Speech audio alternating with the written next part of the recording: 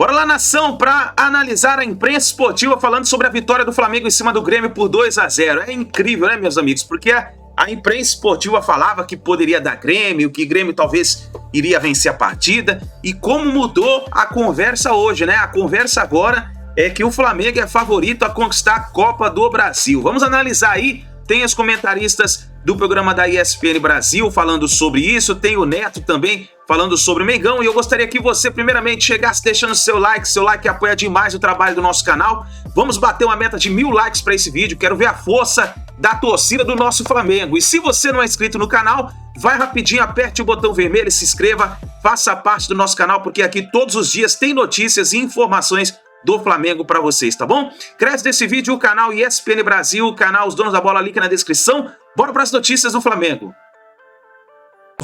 Falei ontem, o time é de muita qualidade, né? Ainda Qual o melhor jogo do Flamengo? Aí quando sai ainda o Gabigol, entra o Pedro. Aí sai o Bruno Henrique, entra o Cebolinha. Sai o Everton, entra... então o Alan, né? O Alan, né? Luiz Araújo. Nossa. Então é um time de muita qualidade. E jogou muito ontem. E apesar do Grêmio ser um time copeiro, o Flamengo é muito forte. Veloso que você viu ontem. É só o São Paulo não atrapalhar muito. E não atrapalhou ontem. Não atrapalhou. Foi bem pra caramba. Bem, o Everton jogando muito, o Arrascaeta jogando também, não nem tanto, mas jogou bem. O Gabigol impressionante, né? E ele tem opções ainda. Nossa, o Gabigol é muito craque, velho. Ele tem um elenco na mão aí no futebol brasileiro que ninguém tem. É só botar esse cara pra jogar. No brasileiro, o Botafogo pode ser campeão com 40 pontos. E que, por sinal, com esse time aí, do jeito que jogou, é capaz de ganhar os 3. Pelo menos do que fizeram ontem. Brasileiro, Copa do Brasil e Libertadores, sim ou não? São Paulo não atrapalhar. Se o São Paulo não atrapalhar, maravilha. Não, é só deixar os caras mesmo, entre eles mesmo, falou, São Paulo... Bota no quarto escuro. Você só corre pra lá, corre pra cá, mas você não manda nada. Deixa a gente aqui. Deixa a gente aqui. Eu saio... Fica andando. O Gabigol entra o Pedro. Olha, ninguém tem um banco de reservas como tem o time do Flamengo. Por isso eu tenho dito, e volto a repetir, que caso apareça Corinthians, toma pau. Aparecer São Paulo, toma pau. O Grêmio já vai ser eliminado e o Flamengo vai ser o campeão da Copa do Brasil. Se deixar jogar o que jogou ontem, porque o jogo que eu vi ontem foi muito diferente do que a palhaçada de Palmeiras e São Paulo. O Palmeiras não tem nada a ver com isso, não. Não, Palmeiras não. O que é? Corinthians e São Paulo. O que o Corinthians tem a ver com isso? Não, porque não jogaram. Corinthians e São Paulo.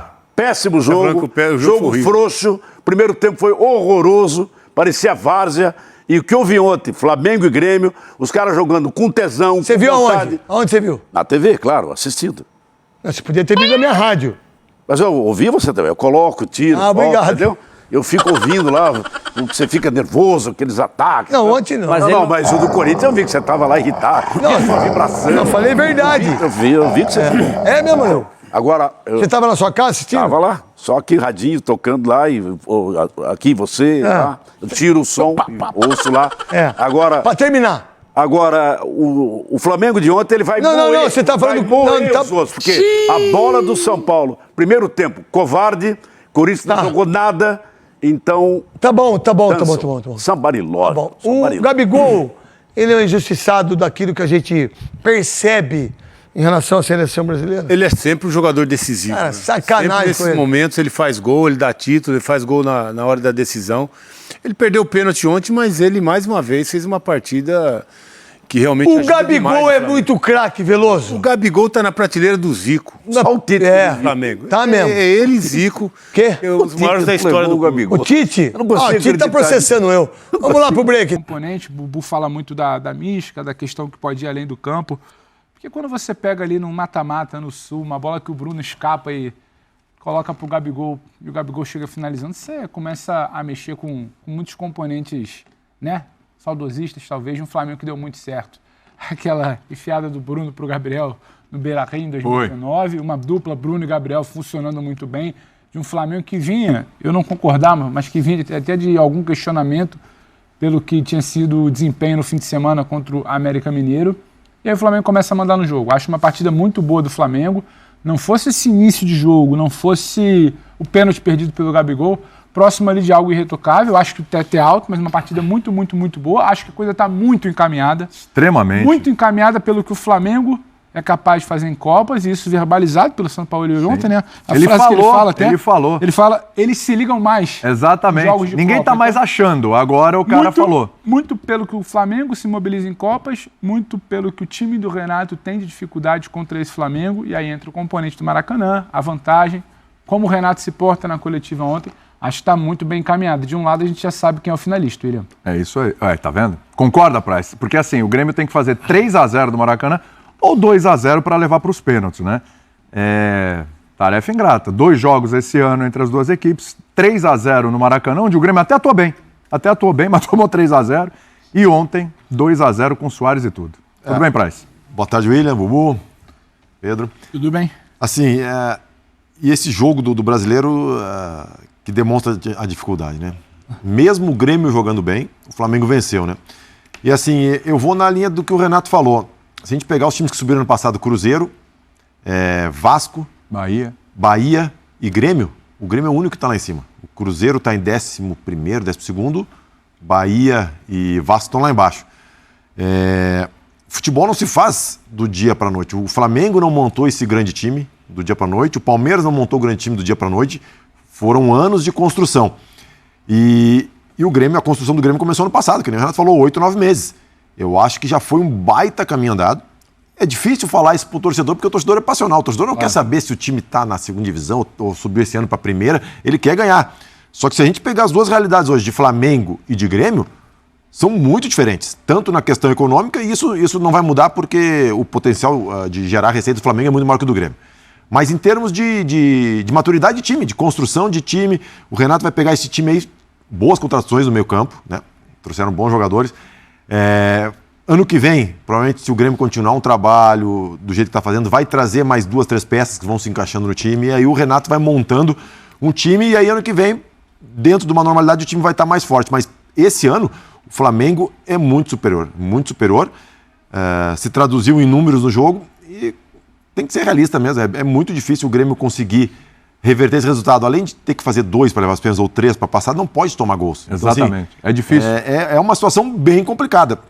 Mas eu acho que, pensando em planejamento, em médio prazo, o Grêmio está conseguindo fazer um trabalho assim, até dando uma resposta mais rápida do que eu imaginava. A questão é pensar, né? Quantos jogos sob o comando do Sampaoli o Flamengo passou em branco? Tem aquele 4-0 para o Bragantino, né? E estou tentando lembrar aqui algum outro jogo que o Flamengo tenha passado em branco, mesmo perdendo, empatando, sempre faz gol. Então já dificulta mais ainda pro Grêmio. Uma coisa é fazer, outra coisa é ter que fazer. E uma coisa é ganhar de 2-0 não precisando, outra coisa é ter que começar o jogo para ganhar de 2-0. Então assim, é complicado. Saiu barato pro Grêmio ontem, Bubu? Só 2-0? Tudo bem? Tudo legal. William, Praz, Pedro, fã de esporte. Saiu barato, né? Aliás, o meu fichamento ontem também saiu barato, porque eu dou só 6-4 pro Flamengo. Foi o único aqui que apostei na vitória do Flamengo. Eu achei ontem que você ia meter um all-in. Eu tive a oportunidade de meter um 7-3, um 8-2, mas como eu tô humilde demais, eu botei só 6-4. Mas fui o único que dava o favoritismo para o Flamengo. E agora, é claro, aí todo mundo vai lembrar que é o melhor elenco da América do Sul, o que o Sampaoli falou agora, de que é um time que é copeiro, eu já falei ontem também. O Grêmio tem a fama de copeiro, esse time é cascudo, jogadores experientes, vitoriosos, crescem nesse tipo de confronto. Então, uma arma da mística copeira, a Copa do Brasil do Grêmio, contra esse Flamengo não adianta nada. Então a mística ontem não funcionou. Eu me perdi agora. Agora, né? Não, a mística é que ontem você não entendeu o que eu falei. Ontem eu falei, o Grêmio tem isso aí, só que o Flamengo anula. O Flamengo tem tanto ou mais hoje. O Flamengo hoje, atualmente, nesse recorte de 2019 pra cá, talvez ele seja o time mais copeiro do Brasil junto com o Palmeiras. Mais que o Grêmio. Pro Grêmio conseguir chegar em decisões de Copa hoje é muito mais difícil. E o Renato foi muito sincero, também conhece bem o outro lado do Flamengo. É um time com jogadores... O quarteto é de 2019. Ontem talvez tenha sido o jogo do Flamengo pós-2019 mais parecido com 2019. Aí você vê, não tinha Davi Luiz, não tinha Pulgar... Gerson. O Gerson, Ayrton Lucas, que pra mim deveria ser titular e seria se não tivesse sentido o joelho. Joga o Felipe Luiz, o cara vai lá e deita e rola ali, sabe? Constrói o jogo. O Sampaoli, como alguns técnicos gostam de trabalhar, de Cruyff, a Guardiola e tal, ele fala, a gente se defende pela posse. A qualidade é tão grande que o Flamengo inibiu o Grêmio, impediu qualquer pressão depois do Grêmio, trocando passes, mantendo a bola, o controle do jogo. Às vezes passes laterais só para você ter o controle e não ser atacado. Quem joga é quem tem a bola. Quem não tem a bola que tem que correr atrás. Foi o que o Grêmio fez. O Flamengo, de certa forma, botou na roda. E claro que no final ainda ficou mais fácil quando teve um jogador a mais com a expulsão do Kahneman. Só que mesmo 11 contra 11, a diferença já era gritante. E é cavalar para qualquer outro. Então o Flamengo... Eu vou falar aqui que o Flamengo estava na final. Já estava falando quase que ontem, antes do jogo. É lógico que o Flamengo está na final. Né? O Grêmio tem que tentar se despedir da competição agora com dignidade. E tem do outro lado, que a coisa ainda está indefinida... Aliás, eu até mudaria a tabela, viu? Televisão, sei que tem muita coisa investida, porque o São Paulo e Corinthians no Morumbi é 7h30 da noite. E o jogo, em tese, o que vem depois, que é o grande jogo... Seria o jogo mais nobre. É o jogo mais nobre pro Brasil inteiro ver Flamengo e Grêmio. Acho que hoje nem gremista muito vai ver o jogo ali e tal, mas assim, sabe, o flamenguista também já vai ver meio assim, já tô pensando em Corinthians ou São Paulo na final. O jogo muito mais legal, a semifinal, que ainda existe uma disputa, ainda existe uma interrogação, é São Paulo e Corinthians. Então eu inverteria, botaria o Flamengo e Grêmio 7h30 e botaria no Morumbi 9h30 São Paulo e Corinthians para ver quem vai ser potencialmente o vice-campeão da Copa do Brasil. Eu ia te perguntar isso. Se o Corinthians vai para a final, ele vai ser 2 vezes vice-campeão, vai perder 2 títulos da Copa do Brasil seguidos pro Flamengo. E se o São Paulo for, tem cara que tá questionando. Cara, o Mengão é o favorito, desculpa, Abraço, talismã da nação. Ninguém faz frente pra esse Flamengo. Cara, nem o Flamengo é muito melhor que os outros. Nem São Paulo, nem um dos dois tem condição de ganhar. Aí você vê, o Corinthians tá chegando agora, desembarcou o Lucas Veríssimo. São Paulo a gente vai falar, pode chegar o Rames Rodrigues, Lucas Moura. Estão falando aí que pode chegar, tal. Cara, mesmo se acontecer isso, ainda o Flamengo tá léguas na frente, né? Não precisa nem chegar o Claudinho, o Wendel, sei lá quem mais pode chegar aí nesse time do Flamengo. O Flamengo é muito superior. O time reserva do Flamengo é capaz de ganhar uma Copa do Brasil, entendeu? É capaz de ainda ganhar o Brasileiro. Se tem um time que a gente ainda acredita que possa tirar o título do Botafogo, é o Flamengo. Se entrar com esse foco das Copas no campeonato de pontos corridos... Eu não sei quem deu a declaração falando que é cascata, é isso. O Thiago Maia. Só que o São Paulo ele falou o contrário na coletiva. O São Paulo foi muito claro. Então, muito claro. Mas é porque... não é que o jogador assim fala assim, contra o América no Brasileiro eu não vou jogar nada. Contra o Grêmio na Copa do Brasil semifinal, eu vou jogar tudo. A chavinha não é exatamente essa. O Prazo pode falar melhor sobre isso aí. A chavinha não é exatamente essa. Mas é que o brasileiro de pontos corridos te permite uma recuperação. Você tem tantos pontos, tantos jogos.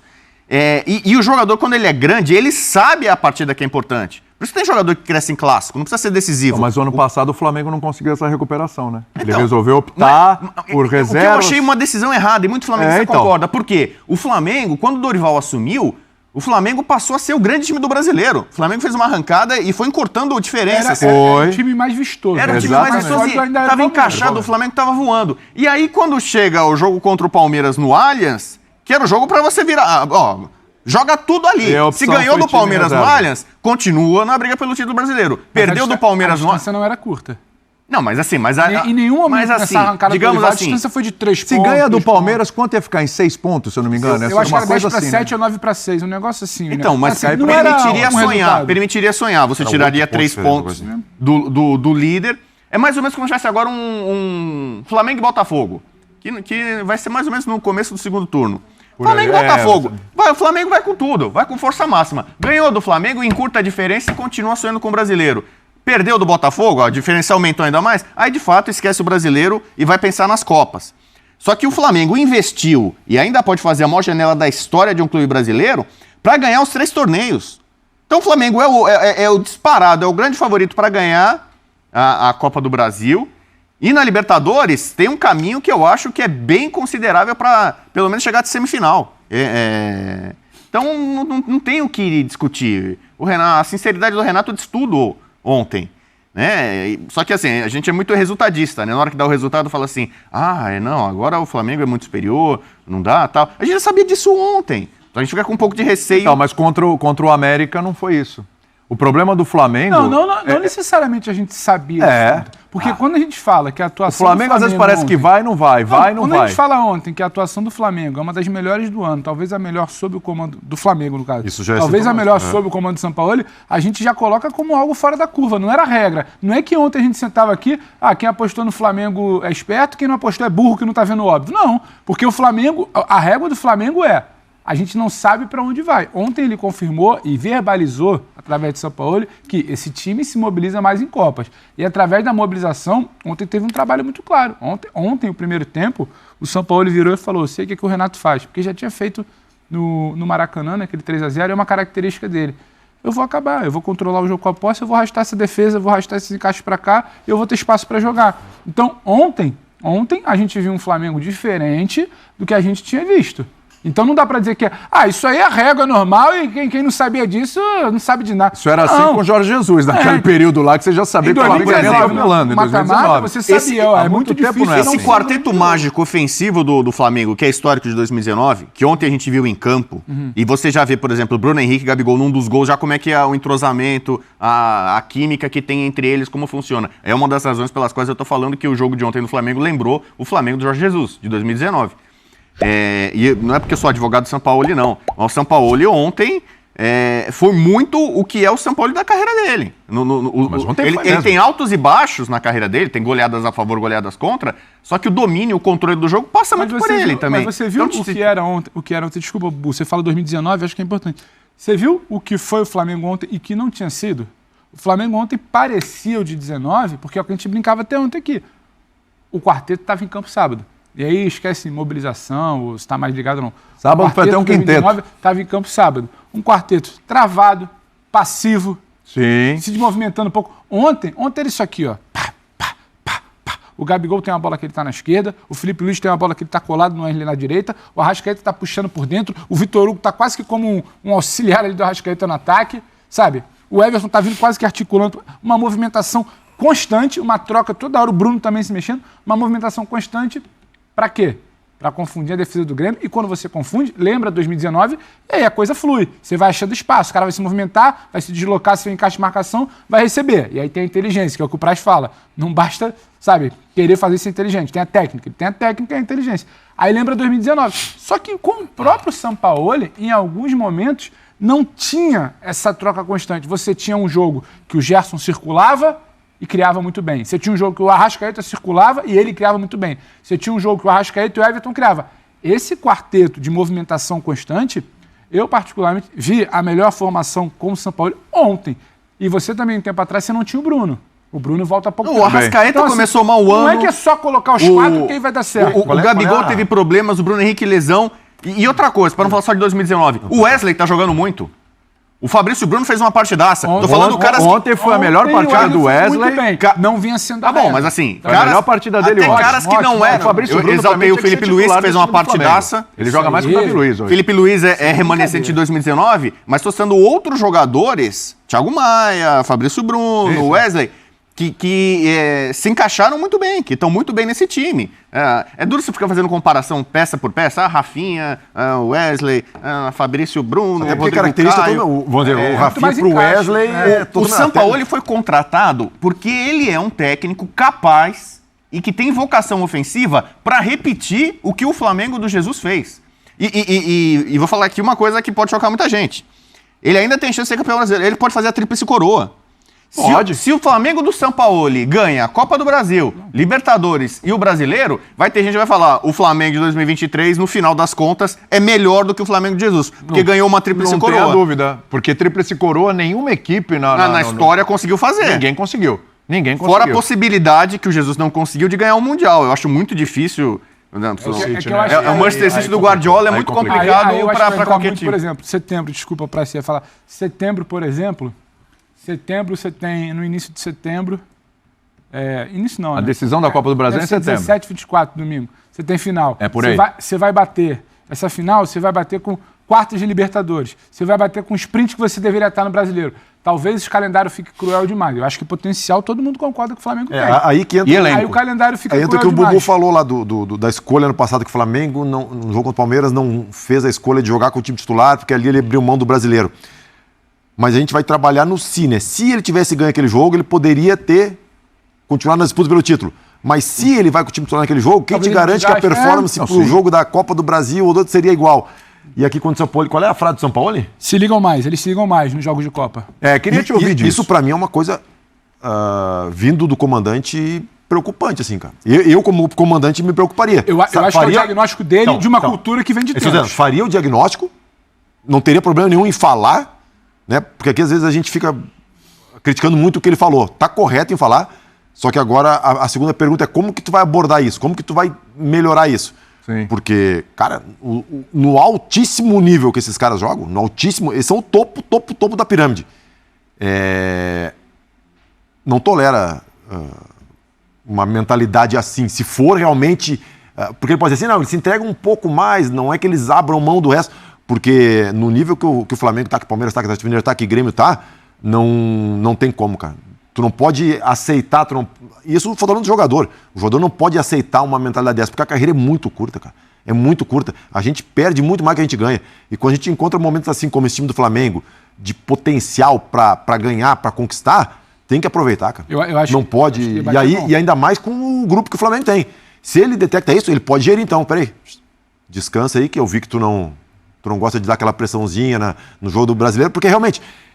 Dizer que é fácil não é. Aqui tu tá olhando, faltam 3 jogos para ser campeão. No brasileiro tu olha, faltam 20 e tantos jogos para ser campeão. E dá para recuperar, e dá não sei o quê. Mas nessa do dá para recuperar, muitas vezes não dá, né? Você acha que dá, vai. Tem que ter muito cuidado, tem que ser uma análise. Fez essa colocação, agora tem que ser a segunda pergunta. Mas isso aqui é certo? Eu vou aceitar isso? Ou eu vou trabalhar para mudar esse cenário? Daqui a alguns meses eu vou conseguir fazer com que esse grupo entenda que não é. E até porque o grupo tem condições, não é um grupo curto. Não, sim, exatamente. O que eu acho que tem gente aí que pode entrar no brasileiro babando. Por espaço, por posição e tal. Eu acho que a solução, eu tô de acordo com